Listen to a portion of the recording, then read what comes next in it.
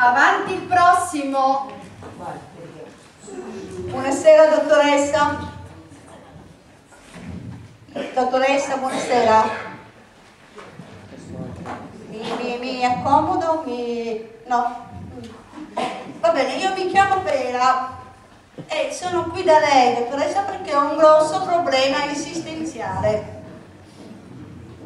Adesso le spiego. Ultimamente mi succede che, parlando con mio marito, ipotesi, tesoro, vuoi che ti preparo un caffè? Caro, cosa ti preparo per cena stasera? Beh, nessuna risposta. Ieri era festa. Ho detto ai ragazzi, vestitevi eleganti che si va a pranzare fuori. Beh, anche lì nessuna risposta.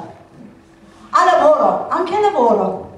Parlo con il mio capo ufficio per alcune pratiche da archiviare.